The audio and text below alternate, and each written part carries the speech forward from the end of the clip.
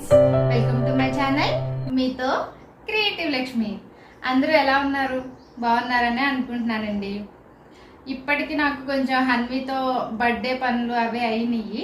ఈ వీక్ అంతా కొంచెం బిజీగా ఉన్నాను. బర్త్డే డెకరేషన్స్ వాటి గురించి థింక్ చేస్తూ వాటిని ఎలా చేయాలి అని ప్లాన్ చేసుకుంటూ కొంచెం బిజీగా ఉన్నాను. అందుకే వీడియోస్ అనేవి కొంచెం లేట్గా అప్లోడ్ చేస్తున్నాను. ఇప్పుడైతే నేను హన్వి బర్త్డే కోసం నేను డెకరేట్ చేసిన డెకరేషన్స్ అన్నిటినీ సింగిల్గా నేను ఒక్కొక్క వీడియో అప్లోడ్ చేయాలని అనుకుంటున్నాను. సింగిల్గా ఎందుకంటే అన్నీ కలిపి ఒకే వీడియోలో అప్లోడ్ చేస్తే వీడియో లెంగ్త్ అనేది చాలా ఎక్కువైపోతుందండి. అందుకని నేను ఒక్కొక్కటి నేను డెకరేట్ చేసిన ప్రతి ఐటెంని నేను ఎలా ప్రిపేర్ చేశాను, ఏం చేశాను అనేది సింగిల్ వీడియోస్ ఈ వీక్లో నేను మీకు అప్లోడ్ చేస్తూ ఉంటాను. ఇప్పటి వరకు కనుక మీరు నా ఛానల్ని సబ్స్క్రైబ్ చేసుకోకపోతే కనుక సబ్స్క్రైబ్ చేసుకోండి. నా ఛానల్ లింక్ అనేది మీ ఫ్రెండ్స్కి అందరికీ షేర్ చేయండి. ఈరోజు వీడియోలో నేను ఏం చెప్పాలనుకుంటున్నానంటే చార్ట్ పేపర్స్తో ఫ్లవర్స్ చేశాను. ఆ ఫ్లవర్స్ నేను ఎలా చేశాను, ఎలా డెకరేట్ చేశాను అనేదంతా నేను ఈ వీడియోలో మీకు చూపించాలనుకుంటున్నాను. ఇంకెందుకు మరి ఆలస్యం, లెట్స్ గో టు ఆ వీడియో.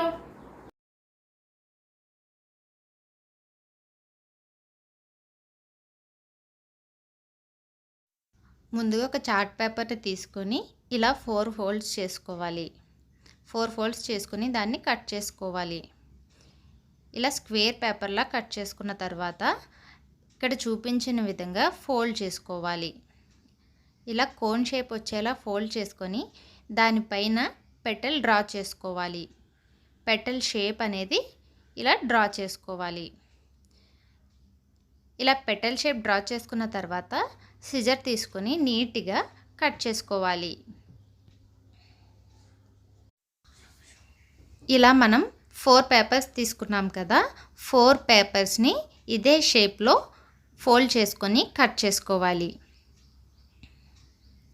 ఈ సైజ్ అనేది మనకి ఎంత సైజ్ కావాలంటే అంత సైజ్ కట్ చేసుకోవచ్చు. కట్ చేసుకున్న పేపర్ని ఓపెన్ చేస్తే ఇలా ఫ్లవర్ షేప్ అనేది వస్తుంది. ఇప్పుడు మిడిల్లో కట్ చేసి ఒక పెటల్ పైన ఇంకొక పెటల్ వచ్చేలాగా గ్లూ అప్లై చేసుకొని స్టిక్ చేసుకోవాలి. ఇలా నీట్గా ఒకదానిపైన ఒకటి స్టిక్ చేసుకోవాలి. ఫస్ట్ దానికి కట్ చేయలేదు, సెకండ్ దాన్ని మిడిల్లో కట్ చేసి ఒకదానిపైన ఒకటి స్టిక్ చేసాము. ఇప్పుడు థర్డ్ పేపర్లో ఒక పెటల్ అనేది పూర్తిగా రిమూవ్ చేసేయాలి. ఇలా ఒక పెటల్ని పూర్తిగా కట్ చేసి రిమూవ్ చేసేయాలి. ఇప్పుడు మిగిలిన వాటిని ఒకదానిపైన ఒకటి పెట్టి స్టిక్ చేసుకోవాలి.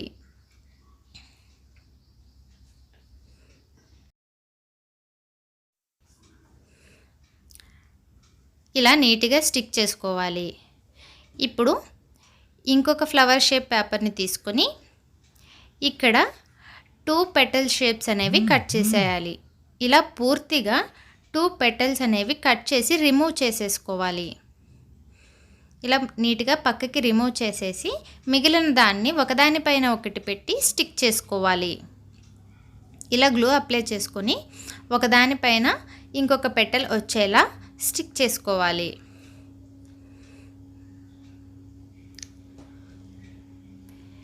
ఇప్పుడు ముందుగా కట్ చేయకుండా ఉన్న ఫ్లవర్ షేప్ పైన సింగిల్ కట్ చేసిన లేయర్ని ఒకదాని తర్వాత ఒకటి నీట్గా స్టిక్ చేసుకోవాలి.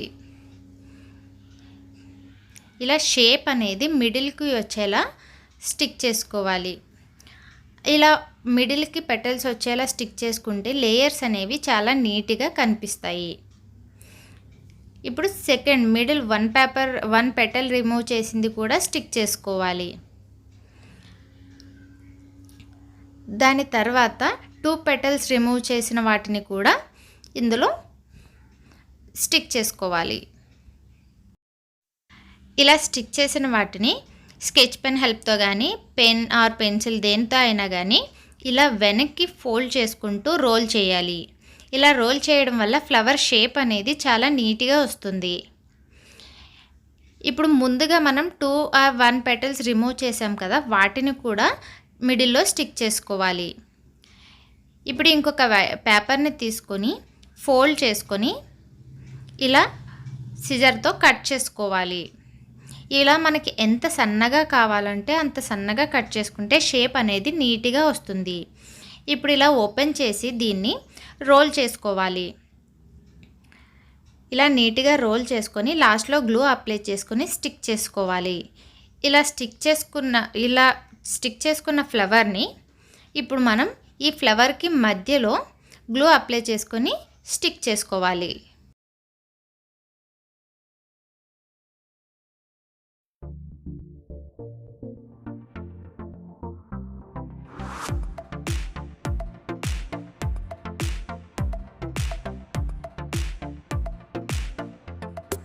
ఈ వీడియో కనుక మీకు నచ్చినట్లయితే లైక్ చేయండి, షేర్ చేయండి, సబ్స్క్రైబ్ చేసుకోండి. సబ్స్క్రైబ్ చేసుకున్న తర్వాత పక్కనే ఉన్న బెల్ ఐకాన్ని క్లిక్ చేయండి. అలా క్లిక్ చేసినట్లయితే నేను నెక్స్ట్ అప్కమింగ్ ఏ వీడియోస్ పెట్టినా మీకు నోటిఫికేషన్ అనేది వస్తుంది.